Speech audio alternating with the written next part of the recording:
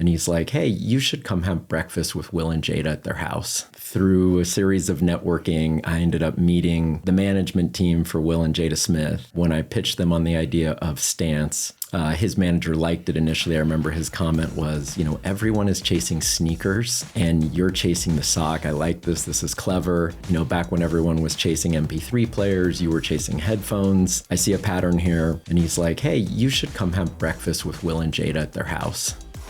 Did you get to that breakfast?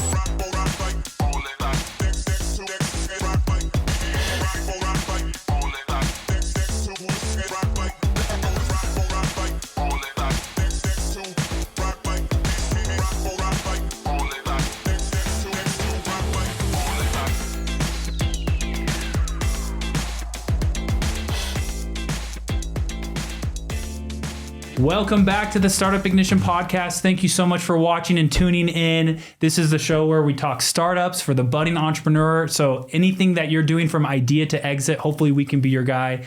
We are the father and son duo, John and Tyler Richards. We are your hosts, but today we have a very special guest who I forced my dad to postpone a vacation for because I said, I am not rescheduling on this guy. I want him to come into the studio. He's very special and I can't wait to talk to him. So we have Jeff Kearl in the studio today. So thank you, Jeff, for coming in. Welcome, Jeff. We are very excited. Thank you. And Jeff, I do have a bio on you. And like I told you pre-show, if anything's wrong, please correct me because I did task AI to put this together for me. So it's an AI built a bio. So we'll see. But today we have Jeff Kearl. You are currently an investor partner with Pelion Ventures. Is that your full-time main thing right now? 100%. Okay, but previously he is entrepreneur extraordinaire. He is responsible for so many brands that you probably know of. You sit on a ton of boards. You have a rich history in the Utah ecosystem, being in VC, going out to operator, building a ton of companies and brands. I know that you guys met each other over one of your companies. When he was even a lot younger than you are, yes. Really? I mean, I'm 37. I'm not that old. I'm getting up. Were you in your before 25 maybe? I'm thinking that had to be 98 or 99. Yeah. No way. So we're going back more than 25 years. Let's go. But you're probably one of your most famous ventures that people are going to know you by and that you're probably sick of talking about at this point, but it was Stance Socks and Stance, the whole brand. You sit on a ton of boards that at least us here in Utah we know of. I don't know what boards you sit on or your favorite board you sit on with Pelion Ventures, but I'm assuming there's some recognizable names there. Yeah, it's hard to call out a favorite because then it would make the others feel not favorite, feel okay. Less than. We'll keep that on the hush but hush. They're all great. Yeah, they're all great. But yes, but also investor, scaling, branding, governance. I just want to dive into Jeff's story. So welcome, Jeff Kearl. He has a rich history, and I'm so excited to talk to him. And thank you for coming and making time because you live in Southern California, and we are currently in Utah, so it's extra special. So thank you for coming out. Hey, glad to be with you. When we start every episode, I do an icebreaker just to get in the mode and the mood of podcasting and just have like a relaxed, chill atmosphere. And so I have an icebreaker for you that I'm calling memorable moments. Are you ready? Sure, let's go. Okay, let's go. And I want my dad to participate too. Okay, so John, you participate in this as well. Okay. So 5 minutes of this, and then we're going to get into Jeff's background and story. So you've built really cool companies. And so I just want to ask you a couple of most memorable moments. I'm going to list a couple of moments and you tell me what the most memorable thing or moment of this scenario is. Okay. Okay. And you can participate too. Okay. First one. You ready? Weirdest or most memorable pitch you've ever gotten? What comes off the top of your head? Most memorable pitch you've ever received. It could be good or bad. So I was working as an associate at this little venture fund up in Salt Lake City. Yeah. Called V Spring Capital. Yep. In the early 2000s, a tech venture fund. And back then, the tech uniform was like Banana Republic, khakis and a golf shirt kind of thing. Looked nice, but not too nice. It hadn't quite gone all the way to hoodies yet. Yeah. And we had this entrepreneur and he came in and he looked different. Shorts, flip-flops. And, super casual. Ultra casual, broke the mode. And just the complete lack of refinement. Yeah. Most of the pitches are, tailored for VCs. Yeah. And he was anything but that. And his idea was, look, I'm a snowboarder and Sony and Bose and Sennheiser don't speak to me. And I want to build headphones for our culture. something that I can feel good about putting on my head. He would call it cranial real estate. Like if I'm going to advertise for someone, it's got to be a brand I care about. He doesn't want Sony. He doesn't want the name brands. Yeah. And his name was Rick Alden, and the company was Skullcandy. Yeah. And I remember telling him, look, I don't think we'll ever fund this because it's so far off our charter. But I think you could build a good small business for snowboarders and headphones. and eventually he talked me out of a small angel, initially a loan and eventually an angel investment. He was very persuasive. And 7 years later, that business was doing $300 million in sales really profitably and eventually went public. And so you never really know the pitch you're going to get. That And I have that's what a it great can history. turn into. Rick Alden, he pitched to Utah Angels the first time. I think Greg Warnock brought him in. Probably I brought him in. You brought him in too. Yeah. So I went home that night. He gave some samples. I brought them home to him, and he thought they were the coolest thing ever. Do you remember the very first versions of them, like the bass vibrating headphones? That was called the Skull Crusher. the Skull And Crusher. guess what the valuation was on the company at that pitch meeting? $3 million pre-money. Oh my gosh. Crazy.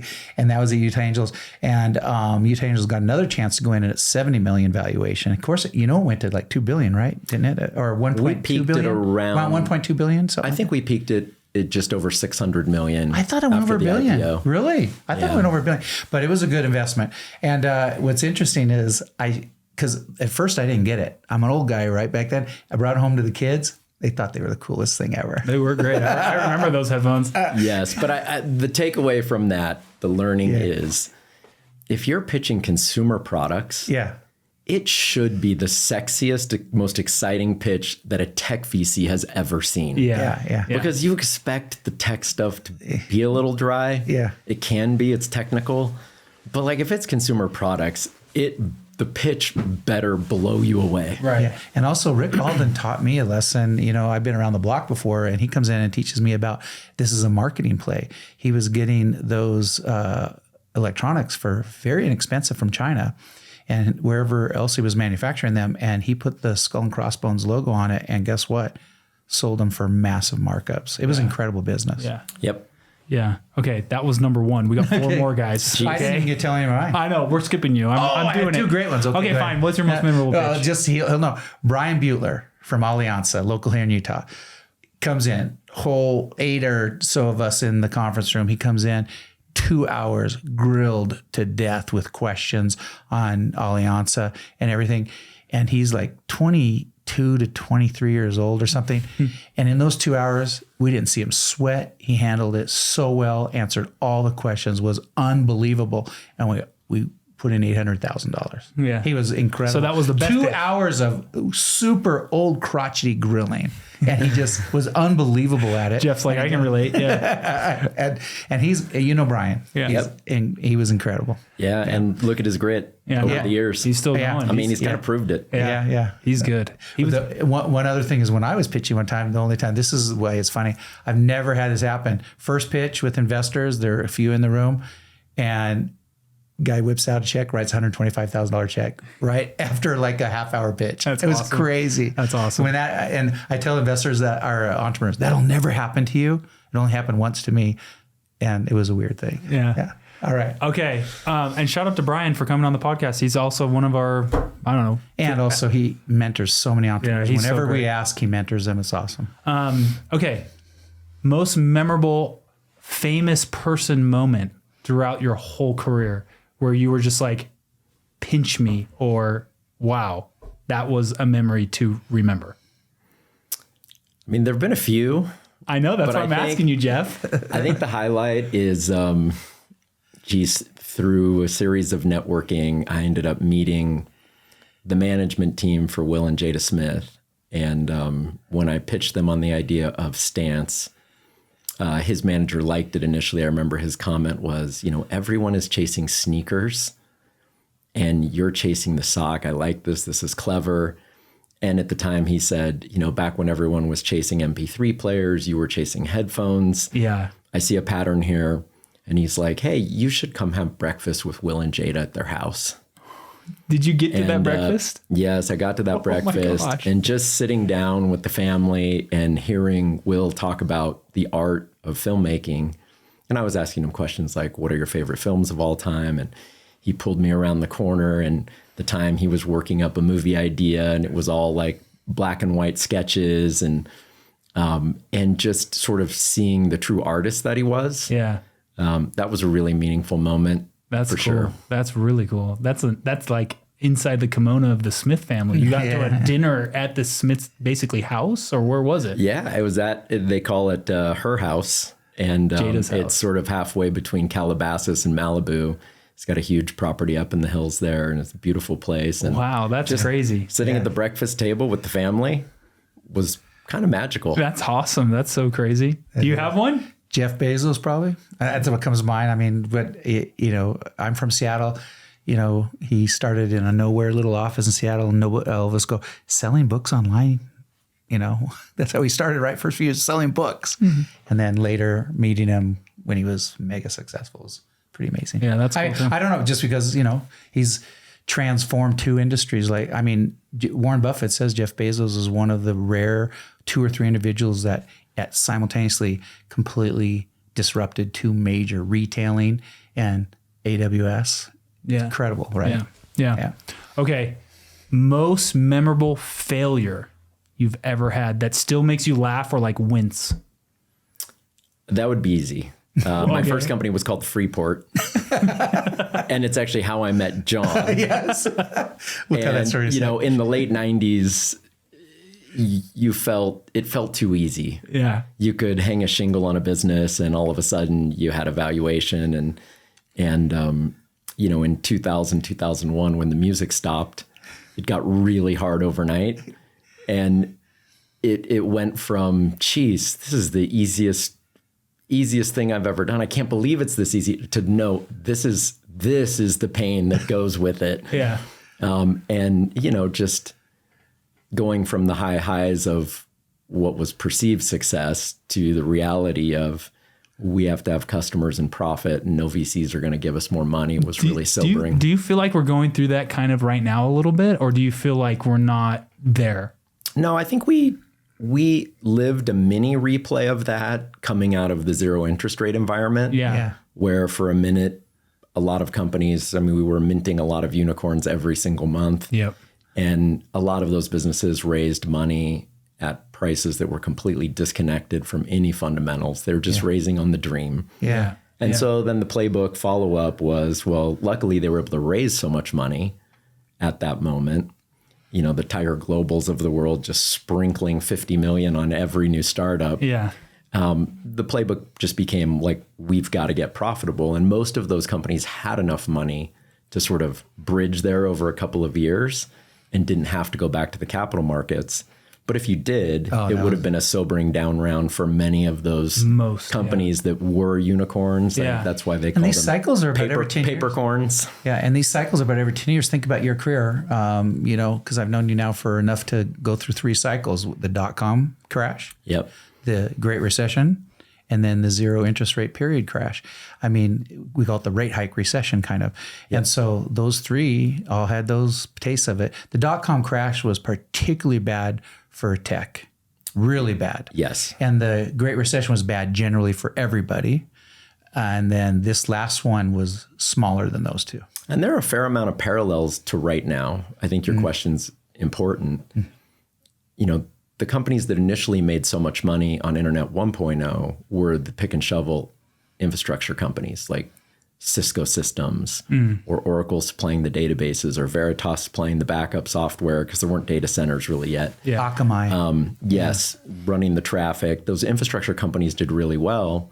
And then as soon as the promise of the internet sort of came back down to earth, like it's something, but it's not as transformational as we all thought in terms of valuation. Is AI getting there though too? That's where I was going. Okay, yeah. Right. So I think right now you're seeing the infrastructure plays, obviously led by NVIDIA, the data centers, just being able to raise incredible amounts of money. Obviously, the big, AI companies have raised record amounts of money, but I think it is somewhat fragile.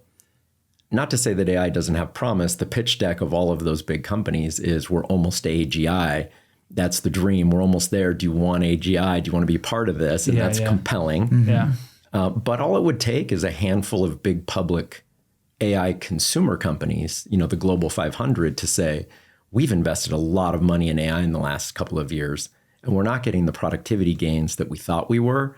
We're going to pull back spending a little bit. Yeah. Right. And just a little bit of that would probably cause a correction. It's the Gartner hype cycle. The Gartner hype cycle is going to be applying, yes, right? That's right. Isn't it crazy you're seeing this play over and over and over? Yeah. And we're short on energy, and we're short on data centers, and we're short on chips. But economics have an amazing way of bringing everything back to equilibrium. Yeah. And we're supplying all those things now in incredible amounts. And will it swing the other way, or will it, at a very minimum, take a couple of breaths along the way that shake people up? Like if NVIDIA's stock corrected 20%, it's such a significant part of the market now. Yeah, I know. Like it would have a chilling effect. Yeah. And people would become more cautious. Right now, it's just, hey, AGI is closed, invest in the dream. Yeah. You better get through your questions. Yeah. Okay, last one, and then we'll move on to the actual podcast that the viewer and listener is here for. They're not This is here all for me good asking learnings. Jeff. Viewers and listeners are in for a treat today. Yeah, Jeff is a wealth of knowledge. You guys don't understand who's sitting in this seat right here, okay? Last one, okay? You've been a center stage guy and a boardroom guy, but you've also been like a backstage and like in the trenches guy, okay? Which one makes more memorable moments? Like, what do you look back on and you're like, okay, this was the best part of my career? I think both can be true, because the best memories you have of building something are with the people you built it with. Right. And you get to be a part of that With everybody. whether you're an investor or an operator. Maybe you're a little more disconnected as an investor. But being in an operating environment when you're building something from nothing and it starts to scale it's a good feeling. It's pretty incredible. Yeah, it's one of the best rushes and feelings in the world. Yeah. Like, I remember when I was building my company and we were using Stripe a lot at the time just to communicate as a team. And I remember we plugged in using Slack to communicate as a team, but we plugged our Stripe into Slack. So every time we got a payment, it would ping one of our Slack channels. And I remember the first time just seeing like, $500. $1,500, $15,000, $150,000. Like that rush of just building, scaling, and actually building value is one of the best rushes in the world. So, yeah. How about you? What do you think? You've heard me say 1,000 times, climbing the mountain is way more fun than getting to the summit. You climb the mountain for years and you look back and you kind of forget the tough stuff and you remember all the fun stuff. And you're at the summit and it's a great feeling. But then after a few minutes, you go, where's the next hill to climb? Yeah. That's what happens. Yeah. And because just sitting at the summit is not what life's all about. Yeah, that's a great metaphor. Yeah. All right. Okay. Thank you for playing my icebreaker. We're done. Okay. Now, Jeff, I'm really excited. Okay. Before Freeport, which you already mentioned, take us back. Like, where does your entrepreneurial journey actually begin? Does it begin with Freeport, or were you, I don't know, where'd you go to college? High school, what did you do? High school? What'd you do? I grew up in the Bay Area. My father was a dentist, and a lot of his patients worked at HP or Cisco or Intel or Apple. And so I grew up in that environment and just always knew what tech was. Yeah. And I don't think I quite grokked entrepreneurship yet, but I had a little mobile disc jockey business and I would do school dances. Was this in San Francisco? Yeah, in the Bay where? Area. Yeah, I grew up in a little city called Pleasanton. And I think that was my first taste of entrepreneurship. And it did feel good to do work that I enjoyed doing and always have money in my pocket. And I continued that in college, except it ended up being working at nightclubs more than, mobile DJing. And I loved music and I loved playing music to a crowd, and you would get paid. And that felt like a great start. But I don't think I really thought of myself as an entrepreneur until probably my late 20s. Yeah. Because I did spend 4 years at a venture fund right out of college, and that really gave me the exposure to. How did you do that, creation. by the way? Take us through that path, because I was telling you pre-podcast, like most students are very interested in VC. Like when you're going to universities and speaking or addressing, the student bodies, like most of them are like, how do I get into VC? What can I do to get into venture capital? Like, how did you do that? How did you transition from going to university to getting to 4 years at a VC firm? Yeah, I had met a couple of the angel investors in Utah, And they had this idea that Utah was going to be a right place for entrepreneurship and it needed more venture capital. There were a few venture funds already on the ground here, Pelion being one of them, and Wasatch Venture Fund, now called Epic, out of Zions Bank, was another. Yeah. But it was a pretty limited amount of capital and a small number of people doing it, and probably not a lot of startups in the grand scheme of things. And their vision for this being what eventually became the Silicon Slopes really resonated with me. And it just felt like entrepreneurship is almost part of the culture of Utah. Yeah, yeah. There is like, a industriousness and a creation component to our culture here. And so it felt natural and it felt like this would be a good place to do it. And I think we were really fortunate in that we had WordPerfect and Novell that were so successful early on in sort of computing 1.0. And that really showed, hey, you could build billion-dollar businesses right here in Utah in tech. And therefore, there's going to be more. And that's exactly what happened. Those businesses, what happens in tech is those alumni that were part of that building, they eventually leave. It's a virtuous cycle. And they start something new. Yeah. And we've seen that over and over in Utah. That's right. And guess who we just had on our podcast prior to you? David Bradford, who was the general counsel of Novell and went on to do a ton of other stuff here in Utah and was a huge contributor. It's a great example. If you look at how many startups David has contributed to, whether as an investor, an advisor, or CEO. Since he left Novell, he's had an enormous impact, butterfly effect. Yeah. And that same thing is probably played out with hundreds of other people that worked at those two businesses. Yeah. And that laid the foundation for today's tech landscape in Utah. Yeah.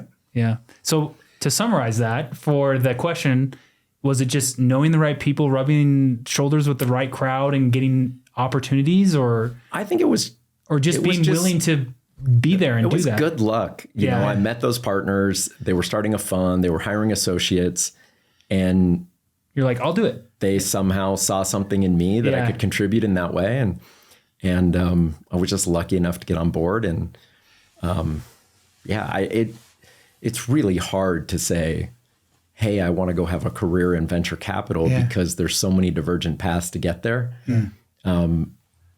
And I didn't really start out saying, I want to be a venture capitalist. I was just fortunate enough to get a job at this. It was also right at the dawn of venture capital becoming something real in Utah. Like V-Spring Capital was, took a lot of risks and did a lot of things differently than what Utah had seen before, right? I mean, isn't that, and so try new things, and you got in just at a great time. What was was it V Venture Spring, or what was it? It was just V-Spring Capital. Yeah, but why was it called V-Spring? Venture Spring. Yeah, I think that's, look, I don't think this is the best example of branding we've ever seen. So let's not go too far there. From the guy involved with Skullcandy and Stance. Yeah. But look, they did perceive an opportunity to try and create a real venture fund in Utah. Not to say that the other ones weren't real, but they obviously thought that there was an opportunity to add to the And there's so much entrepreneurship still to this day. There's not enough capital in Utah to fund everything Utah's doing. Utah has so much entrepreneurship that it has to import capital from other areas. Yeah. People are still going outside of Utah to raise funds, right? Yeah. Okay, so you are 4 years at V-Spring, and you took a leap at some point to leave V-Spring and go into this operating entrepreneurial role. You just said, okay, I wasn't entrepreneurial really until my late 20s. Okay, so take us to that point. Why How old were you when I met you then? I'm curious. 98, 99. Yeah, I would have been mid-20s. Yeah, about 25-ish. Really? Yeah. Wow. Yeah. Okay. Yeah. Yeah, I think I perceived a lack of career path, meaning there were 5 partners at the firm, and it just didn't seem like on any near-term horizon I could progress into being an owner in the firm. Yeah. And when you're working really long hours and you're really giving everything to something, and you just sort of realize, like, I've got to own this. And there's not a path here to own this. Yeah. So I've got to go create something. The reality is this, and for our viewers and listeners and the students wondering this, because it is a question, how do I get into VC? And we've talked about it on the podcast with others. Yeah, we have a lot. Becoming a VC straight out of college is near impossible. You sometimes have to go to the right school, have the right connections, all that type of thing. Also, if you get in straight out of school to a VC, you'll face what Jeff faced, which is there's a glass ceiling. Most partners are exited entrepreneurs. And if you haven't been an exited entrepreneur, with financial independence and all that entails and the experience that comes with that, it's really hard to be a general partner, right? I mean, to land, I don't even know if I've ever met a general partner that hasn't been an exited entrepreneur or super successful. Really? I thought that was like the least. There are some for sure. Yeah. There are, but a good example would be something like Battery Ventures, where I think they have a partnership of 11 or 12 folks, and they have a pretty big team. And some pretty blue-blooded finance people that came up. But they've probably created more general partners at other firms than their own, because they have great associates, great principals, great vice presidents, whatever they call them. Yeah. And at some point they realize, look, I might not make partner here. Yeah. And so I've got to change it up. And so you either join another firm that needs a partner, hopefully, and not at every firm can you even develop a track record. And ultimately, the firm has to sell the track record of the new partner to the LPs. They're going to look at that and say, do we trust our money with this person? And if you've never invested or never operated, if you don't have either one of those, how can you be trusted? There's a reason you're not getting hired. Yeah, I have a general question for you then. Do you agree or disagree with this, that more often than not, a student wanting to get into VC at a university or a young person in their early 20s should probably go out and be an entrepreneur and take a run at a company and have that experience as well, if the goal is to be a partner in a VC? With that, to me, seems like a more common path. Yep, that's a great way, of course, although startups have such a high failure rate. Yeah. That's not any kind of a guarantee. No. Another option would be you join a company that you know has a great future. For example, you could argue it's better to be employee 5,000 at Google than employee number 10 at the average seed stage startup.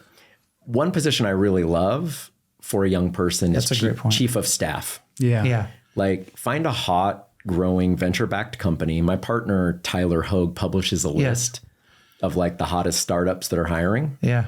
And there's some ground rules, like they have to have 5 million of revenue and some other things. They have to raise money. But joining a company like that, if you could get the chief of staff role, which is usually a more junior role, is fantastic, because now you're in the leadership meetings. Now you're in the board meetings. And you're having interactions with all of those people at a young age. Yeah.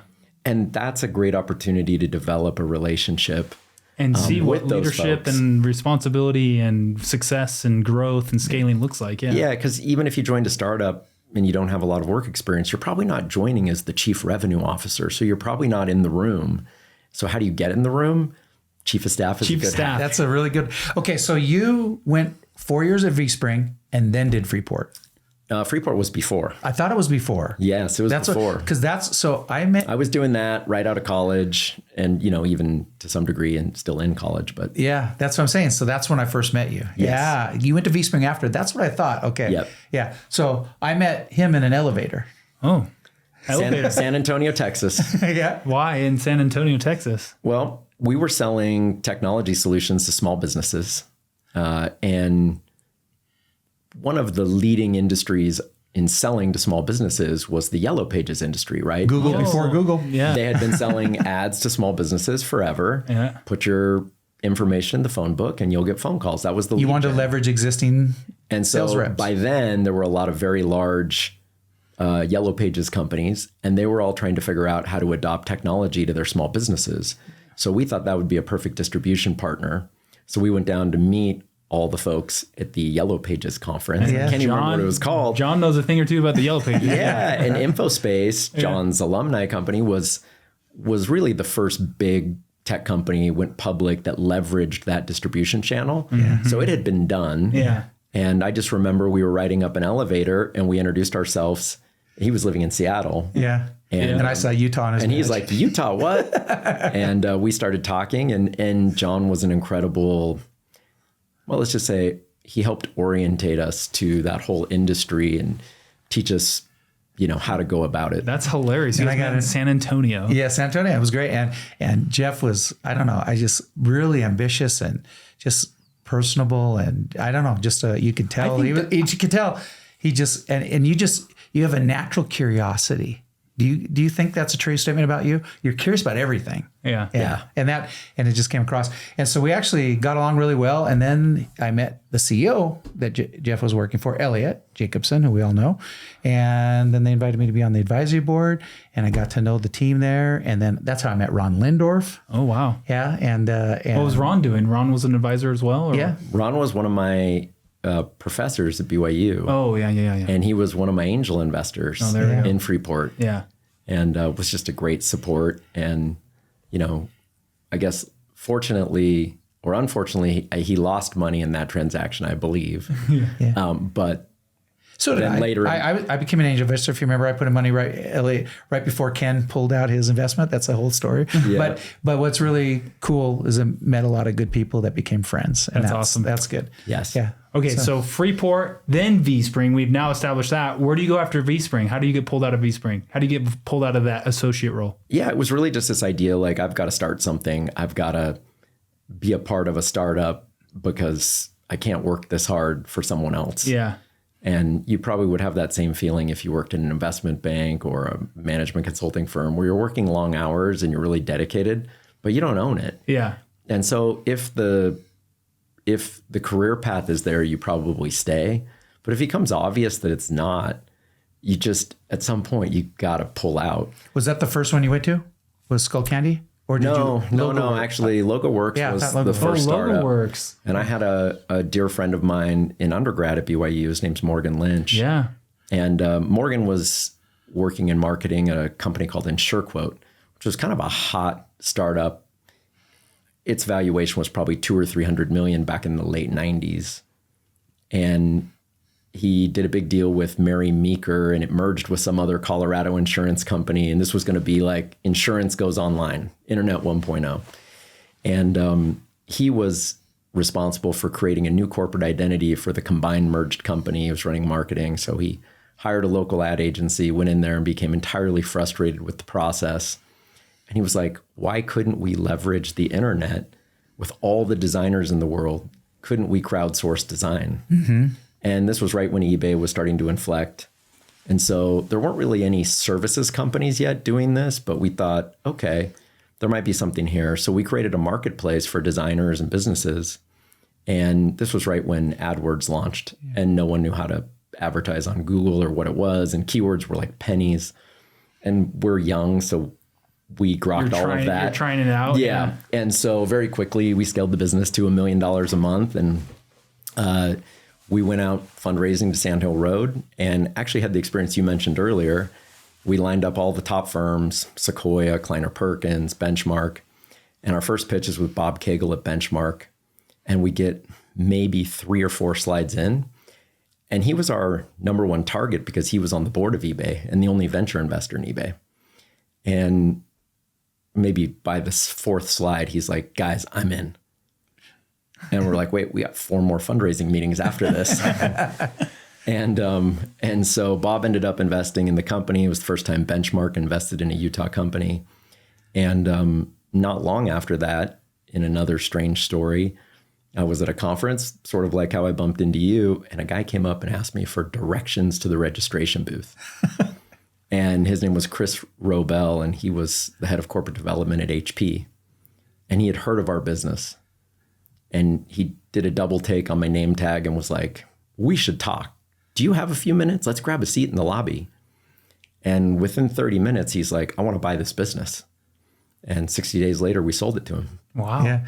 So that was with Morgan? Yeah, Morgan. So one of the first persons I went to lunch with after moving to Utah in 2002 was Morgan. And he, about Logoworks and everything at PF Chang's. It was a great meeting, got to know him. And to this day right now, we're talking to Morgan about his next venture. He's working on a cool one right now. Cool. And actually, I like it a lot. Actually, I'm going to be a beta tester of it. So yeah. And so it's really fascinating. And I want to, for your viewers and listeners, I always like to make sure they understand. So you mentioned Mary Meeker. Some of the younger people here want to understand in the first go round on the .com era, which you were involved in, I was involved in, Mary Meeker was a captain maker, a king maker. I mean, Mary Meeker.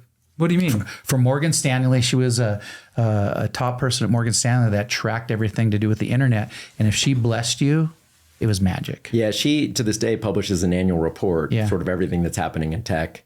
it's still a very well-read presentation. I think she's still at Bond Capital. She and I can't remember the name of the other guy. There were two analyst type / VPs, whatever, for these big underwriters. And if they said anything positive about you, your valuation would increase like crazy. Wow, I didn't know that. Yeah, so when she did a deal in Provo, Utah, it's like people got their attention. And Logoworks also, to Morgan and Jeff, who did Logoworks, also, I still view that as one of the first sharing economy models, where you're a distributed workforce model, that has some of the underpinnings of Airbnb and Uber are based on kind of what Logoworks was doing. Do you agree with that statement? Yeah, I mean, it was certainly an early marketplace when marketplaces were not a thing, really new. But that probably wasn't even a term yet. But leveraging that distributed workforce is the same way that Uber leverages people's cars and the drivers, and the way Airbnb does their spaces and renting. Right? It's fascinating, and that's right here in Utah. And he did a great job, and you did a great job with it. It was a really fun ride. That's awesome. So you did Logoworks. You sell it to HP, you said? Yes. That's what it was? Wow. And 60 days done. That guy wanted it. You got that check from Benchmark within 2 seconds. It seems like everything was going swimmingly there. It did. Look, we worked really hard. Yeah. Because my first startup had not gone well. I didn't want to leave anything to chance. Yeah. And I don't know if that's the right model or not. I sometimes question, would we have got to the same place in just a little bit longer had we not worked so hard? Mm-hmm. And obviously it takes luck too. It's not just your hard work, but it's timing too. If we were going to fail, we wanted to be able to say we gave it everything. Mm-hmm. And so we were really dedicated to it. And luckily it worked out in our favor. And, it ended up being a happy memory and so after the acquisition to HP, how long did you stay at Logoworks for? Well, I immediately moved over to HP. The CEO at the time was a guy named Mark Hurd. And he was great. We didn't have any contract. He paid all cash. But he asked me, hey, how long are you willing to stay? And I said, I'll stay as long as it's fun. Yeah. And I said, I'll give it at least a year. And I stayed 366 days. Yeah. Sounds about right. And so what next opportunity came by that took you away in 366 days? Well, back to that pitch we started with earlier in the podcast, I had developed a friendship with Rick Alden, and I had invested some money in Skullcandy, and it was still quite small. From your Logoworks exit? Prior to that, when I was still working at VSpring, I went to him and said, look, our firm's not going to invest in this. It's not tech, but I think it's a fun business. And, I grew up as a snowboarder, so it resonated with me as well. So you just felt really passionate about Skullcandy then, huh? I did. Wow. And so I got involved and joined the board of the company initially. And, started going to the trade shows and meeting the customers and recruiting people to the company. Some of my best workers at Logoworks came over to Skullcandy. And then eventually I went full time after I stopped working at HP and became the executive chairman, because Rick was the CEO. Mm-hmm. And we'd crossed paths with a guy named Jeremy Andrus, who I'd gone to school with, but I didn't know him at BYU. I met him after. And he joined as president and was a phenomenal operator and always kept the trains running on time. And that freed up Rick to be this creative force that he is. Mm-hmm. And then I could think about the bigger picture things about how do we finance the company. It grew really quite quickly. Rick Alden is a great example, left brain and right brain thinking, just an incredible right-brained entrepreneur. Do you agree with that? I think he has more product sensibility than almost anyone I've ever met. I can't think of anyone who understands consumer products better than he does. He can just pick up a box off an aisle in the supermarket and start critiquing what's right and what's wrong, from the language to the colors to the positioning to the counter positioning, analyze categories. He's really, really savvy at that. Was he was the main mind or the only mind behind the product, all the product? Well, he was the founder of the business. He founded it on his own. And his superpower for sure is product. Yeah. And what's interesting, just to know this virtuous cycle we have in Utah, I learned from Rick Alden about marketplace, taking a commodity product and creating a brand and the value of a brand. Okay. Yeah. So then I teach an executive MBA class with Reed Quinn in it. And he and Spencer Quinn, they go and do that with KT tape, this kinesiology tape that's been around forever. And he sees the Olympics where those women were in the beach volleyball while he's taking the class and says, nobody's put a good brand around this commodity tape. And look what he did with KT tape, right? And the exact same thing. And I learned from these guys much younger than me, the value of marketing and creating a brand is pretty incredible. Yeah. Yeah. So you're joining Skullcandy. Yep. What was your main role? Was it fundraising? Was fundraising kind of your thing? Yeah. And wasn't Rick a pretty good fundraiser or no? Oh, he's a phenomenal storyteller. Yeah. For sure. Yeah. But at the time was not sophisticated to the financial markets. And he's self-aware enough that he knew that. And, you know, our business scaled really rapidly. So we had to be smart about how we financed it, both on the equity and the debt side. And that was just a world that he'd never been a part of. He learned quickly. But Can we ask you a question on that? Just Yeah. the entrepreneur, because this is a big thing, consumer products. It's Utah does software, but it also does a lot of consumer products. So what does an entrepreneur do? Because I've got the call, Professor Richards, I need $2 million for inventory. How do they, because in Skullcandy, finance and inventory must have been a big deal. that's exactly how it started, right? You know, Rick called me at one point and said, I'm going down to the Consumer Electronics Show. This was 2003. I have my samples and I'm going to show buyers what I've got. And I'm going to get orders. He's like, I need $25,000 for the rest of the payment to the trade show just to get there. Would you lend me the money? So I lent him $25,000. And he goes down to the trade show. And to my point about good storytelling, he sells $900,000 worth of headphones. And he comes back and, you know, he does have some hyperbole in his storytelling. So I said, hey, give me the POs. So he sends the POs over. And like a good associate at a venture fund, I start calling them. And I make this call to the buyer at Sam Goody Musicland, who's placed an order for these headphones. And I start talking with this guy who said he's been the buyer there for 20 years. This is a mall retailer that doesn't exist anymore. Yeah. But it had over 1,000 stores. And for a long time, it was a staple of every American mall. And that's where you bought music before it was digital. And of course, the music players and headphones. And so I asked him why he was buying these headphones. And he said, well, Sony, Bose, and Sennheiser, they're all silver and black. They're all in the exact same box. And the positioning is we sound better than the other guy. And what I like about Skullcandy is it's in clear blister pack with pop colors. And there's no mention about sound quality. It's like a culture. It's like a lifestyle. It's this rebellious brand. And he's like, so I'll just drop Panasonic and see how these do. Yeah. And it's just a great example of counter positioning, right? The category was really homogenized, just a sea of sameness. And Rick came in on every single element of the headphone category he counter positioned. Yeah. And so it gave a lot of reasons for buyers to try it.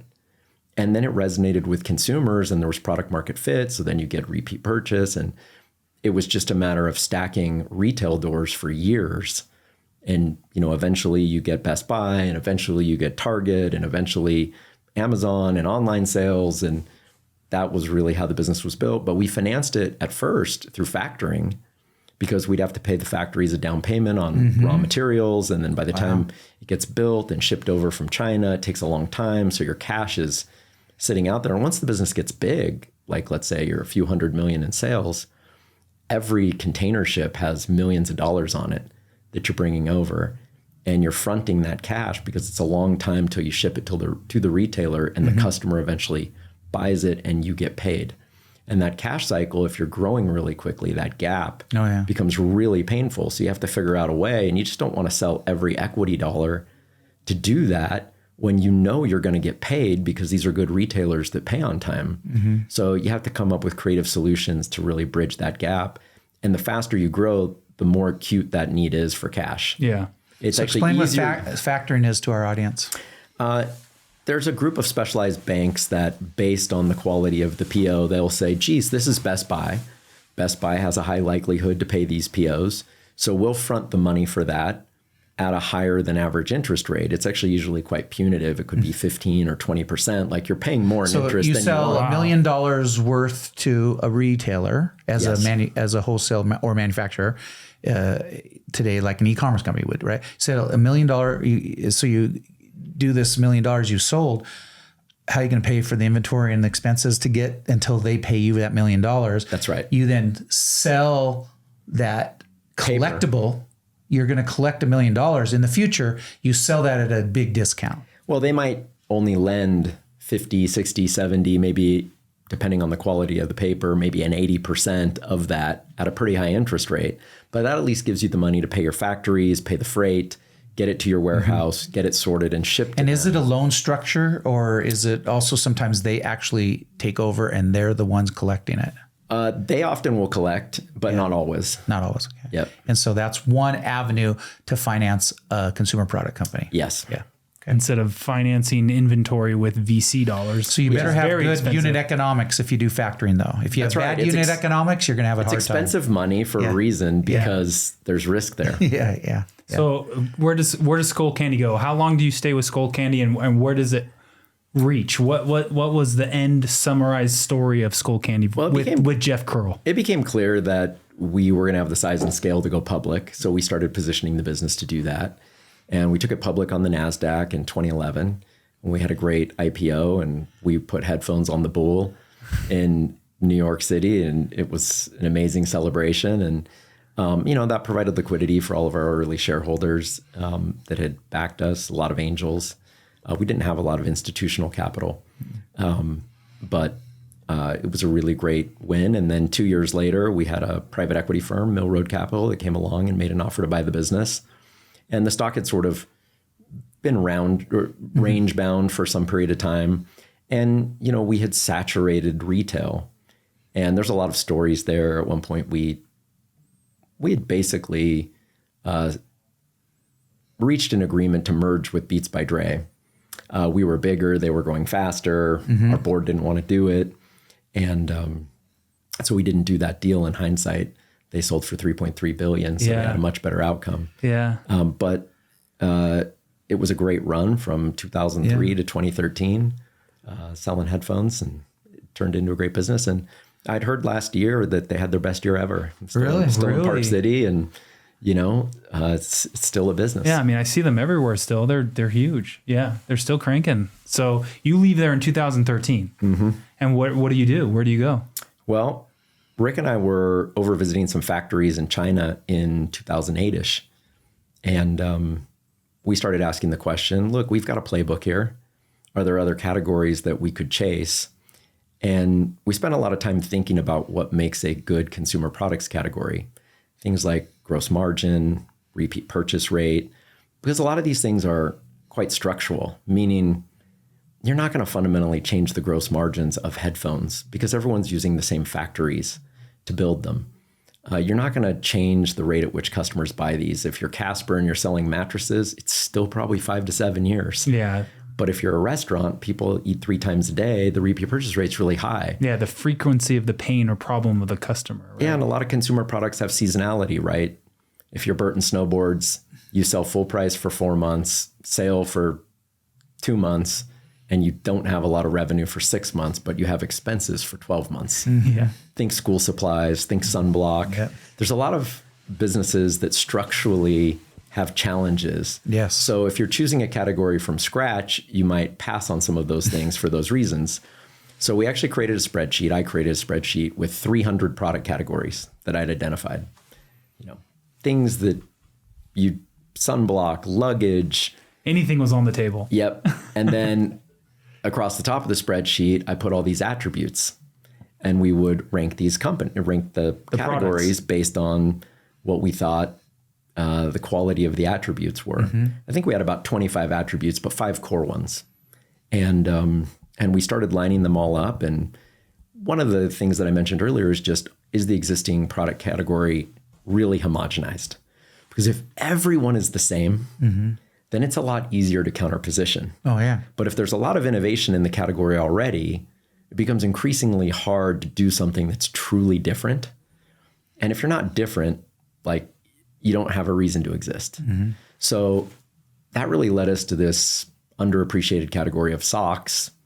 And we started talking about the idea of what would it take to do a sock company. So on one of my trips to China, I found this city called Datong, where there's like 50,000 residents and all they make is socks. So I went over and I started touring sock factories and learning how socks were made and where the raw materials came from, the cost structure, and who was making socks for Nike and who's making socks for Adidas and Puma, and how does this world of socks work? And we just thought this was a underappreciated, overlooked category that was homogenized and structurally wasn't as disadvantaged as a lot of the other categories we looked at. So those were the attributes that stuck out about socks. Yeah, right. It's a consumable. It is fairly inexpensive. Most of the sock companies, the big ones at that point, the Hanes of the world, were selling to Costco and Walmart. And the game is, how do you sell at the lowest price and give the customer the most volume? Yeah. But that usually means you take a bunch of quality out of the product. Like you can buy an elastic that goes hard, loses its rebound after 5 washes and dries, or you can buy an elastic that'll keep its rebound for 100 washes and dries, but it costs a lot more. Yeah. So if you believe the target is lowest cost, you know what they're going to pick. But if you're engineering for quality, you might go a different direction. And so we perceived that there's an opportunity to create something really high quality. And then the other thing coming out of the snowboard world is like we grew up on skateboard and snowboard graphics. And those board graphics is like a whole language in and of itself. And we couldn't figure out, this was like the last unbranded part of the human body, and no one had touched it. They were all black, white, navy, and gray. And we were like, this is a blank canvas. What if we put skateboard graphics on it? We could do all sorts of things from a design perspective to these socks and differentiate them. So we knew we could differentiate in 2 ways. One, we just build a much better product. We're going to go in with all of Rick's product sensibility. We're going to learn everything about sock manufacturing and sock making. We're just going to become better at it. And then we're going to put designs on the socks that are relevant to the world. And we think the combination of those two things is enough differentiation to stand out. But you discover this or kick around the idea in like 2008, but you don't act on it until the whole Skullcandy ship had sailed. No, we start parallel processing. Oh, you do? So we start doing a little work on it. We actually incorporated in December of 2009. Oh, wow. About a year later, we're like, let's do this for real, and started getting after it. So we were trying to keep it separate from Skullcandy. So who were the original players in the Stance business? Like who initially, was involved? It was just Rick and I. Yeah. For probably the first year and a half.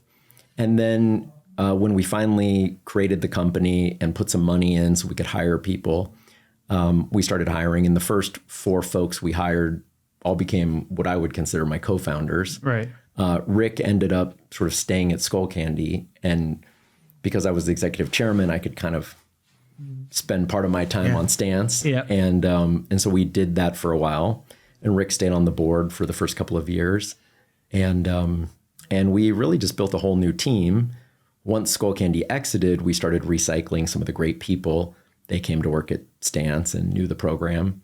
But it was just it was like, Skullcandy Part 2 with just a different category. Yeah, it was almost rinse and repeat, not to like downplay the Stance and what you created and did there, but it was like really like the playbook was the playbook. Yeah, it's exactly how it was. Yeah. Everything we'd learned doing it the first time, we tried to do the second time, but a little better. Yeah. So is the success of consumer product good really start with the product itself? Because like you just said, and what my dad said was these are commodity products. These are like average Joe things that you're sprinkling a little bit of like pizzazz on. But is that the key to consumer product goods? Is the like the I don't know, what's the word I'm looking for? The commodity of the product itself? The answer is yes. Why? Explain that. I think it all hangs on the product. The product differentiation is the thing that matters. And as long as you're innovative with your product and you continue to develop products that delight your customers, they'll keep buying from you. I think you need the brand and the marketing to have awareness that the product's superior. Yeah, but I'm saying isn't a lot of it the success of those two plays that you've been heavily involved with in your career, which is Skullcandy and Stance, which are huge, massive CPG successes, wasn't the marketing and the brand more important than the product itself? Or is the brand part of the product, I guess? I'm always going to fall on the product side, right? There's a lot of great companies, particularly in tech, that do really well with great product and have no branding. Right. That's a huge problem, actually. But I can't think of a lot of companies that have great branding and poor products that win. Yeah. Or even average products. It's not sustainable. And it has changed a little bit. You make a good point. You can contract manufacture anything today, including an automobile.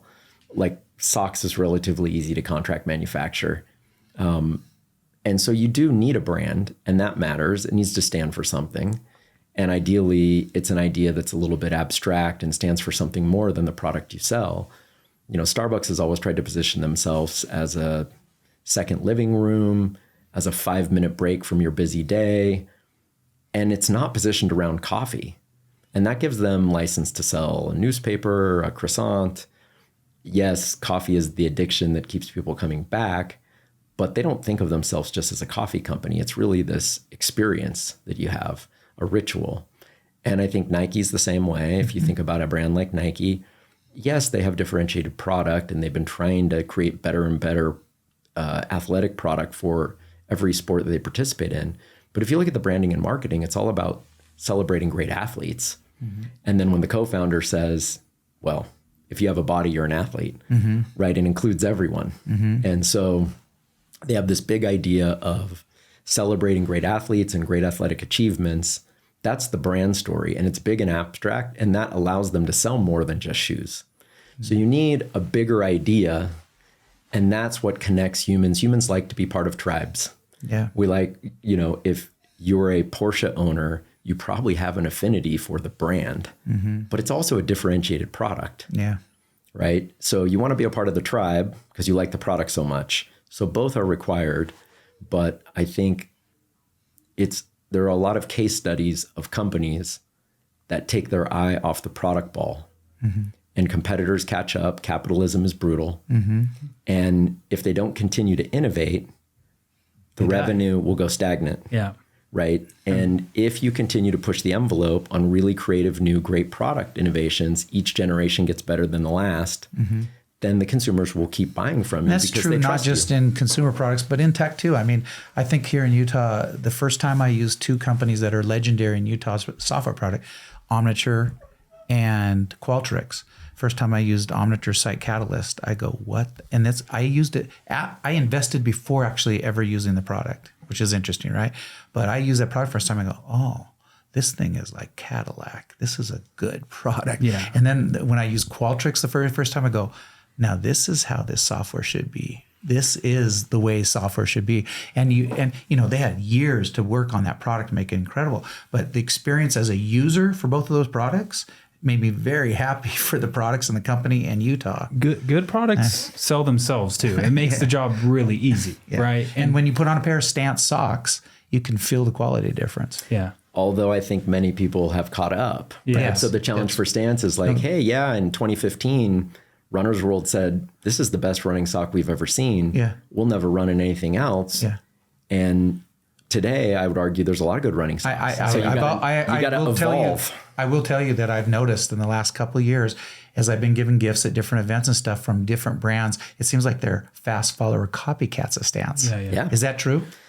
Yeah, I mean, look, I could get into the nuances, the differences, and be defensive, but the truth of it is, no, you have to continue to innovate. Yeah.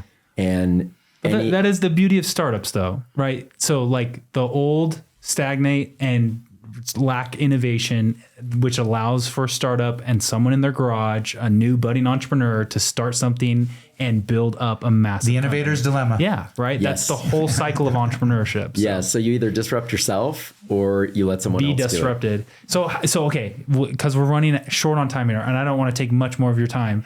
Where does Stance end then for you? Like, how do you get from Stance to where you are today, heavily involved in VC again with Pelion, where you're at today? So how does Stance wrap up? From 2007 to 2019, I had made a large number of angel investments. And so I was still in the investing game, but I was just using my own money. And so I was still involved with a lot of really neat startups. And in 2018, the partners at Pelion came by my office and they said, hey, we have a partner. He's 71. He's probably going to retire pretty soon. We're looking for a new partner. We know you have a good investment track record. Would you ever consider coming back to VC? And at first I didn't take it too seriously. I was just so in love with what I was doing, but I had done it for 10 years. At Stance. Yeah. 2009 to 2018. Wow. Yeah. And, you know, over the course of the year, we spent a lot of time with each other, getting to know each other. And I had, of course, known Blake from my early VC days. And I really liked the rest of the team. And as I talked to a lot of my friends who were VCs in Silicon Valley, even partners that I really respect, that I think have differentiated brands that work at high quality branded firms, would often talk to me about just how competitive it was and how often they were losing great deals because it is so cutthroat competitive. And I just looked at the Utah market, a market that I knew. I'd made a lot of angel investments here, built a company here, and I felt like the level of venture competition was much lower. So could we build a firm that would have the service level, the bespoke help that you'd get at some place like Benchmark or CRV, small firm that's really architected to help entrepreneurs? And could we exploit the Utah market and really turn it into something fun and interesting? And so as we talked more and more about that project, I became more interested in it. And I was getting older. And I sort of thought, like, I got maybe one more chapter left. Like, I'm in my 40s. And so if I'm going to do one more thing, to build anything interesting is like a 10-year run. Yeah. And so I'm like, I can't wait till I'm like 55 to do this. And it seems like an experience I want to have, so I should go do it. And so I went to my co-founder, his name was John Wilson, and I just said, hey, look, I'm flirting with this idea, and I just want to be upfront with you. What do you think? He was like, dude, I've always wanted to be the CEO of Stance. And he'd been the president. And for all Were you intents the and purposes, CEO up until that point? Yeah, I was the CEO for 10 years. Yeah. And when he got excited about sort of taking over, that was sort of license that, okay, I can explore something else and he's not going to feel abandoned. And I'm like, I'll stay on the board and support you. And so he took over in 2019 and I joined Pelion, and, you know, that we immediately went out and raised our 7th fund. Another thing I loved was that Pelion was the first venture fund in Utah. It had all this heritage. Yeah. Started as UV Partners. Yeah. Changed names. And a shout out to Blake and you and the whole team there. I mean, Pelion is, you know, just a quintessential successful venture fund out of Utah and is kind of the ambassador. We hope so. That's what we're trying to build. And that's been the part that's really fun, is how do you Pelion's build great. a leading firm. Yeah, and up to that point, a lot of LPs didn't even believe venture returns were possible in secondary markets. You know, people had invested in Denver and Seattle and Austin really early, and some of those LP investments hadn't worked out as well. So there was a little bit of convincing the LP community that actually a secondary market can actually create venture returns. And fortunately, before I got to the firm, they had a couple of funds that were incredible. Yeah.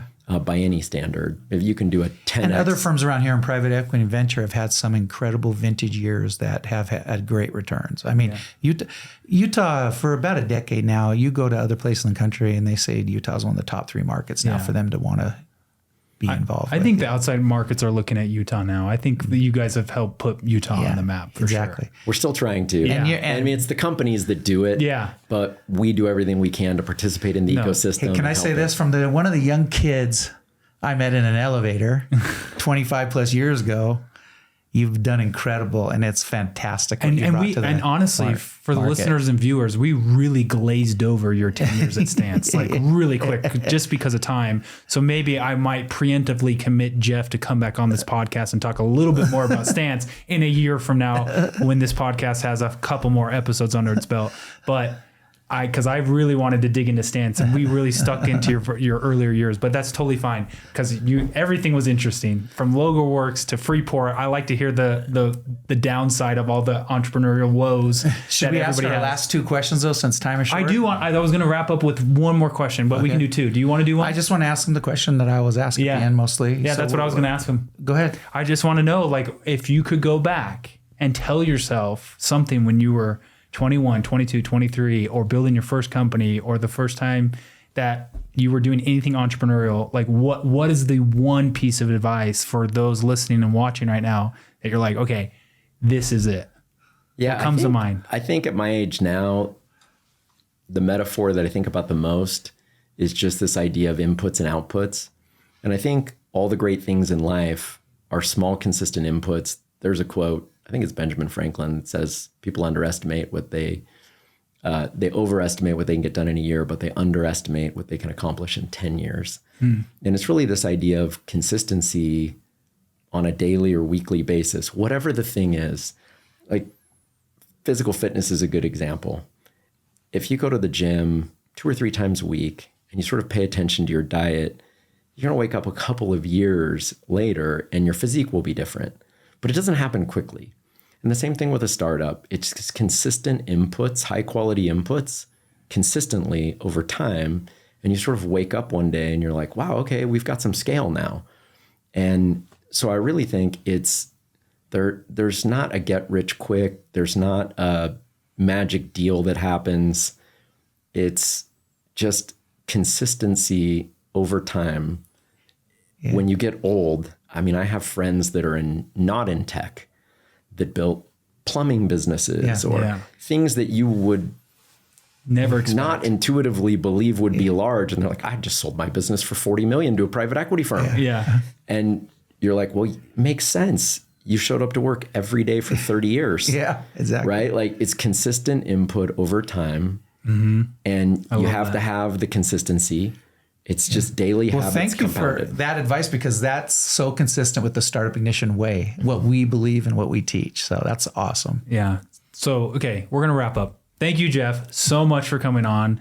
Thank you for listening and thank you for watching. Jeff's story is incredible. And again, we didn't even touch 90% of it. This guy has done so much things in his career. But thank you, Jeff, for coming on. We really appreciate all the time. This is it for this episode. Yep. And subscribe, like, share, and I'm sure if you want to be connected to Jeff, you'll have to do that through me. I'm not going to put any contact information out there because this guy will be hammered with requests. But I'm sure he's a nice dude and mentors so many people too. So thank you so much for listening, and we are out. Thank you, Jeff. Thank you, guys.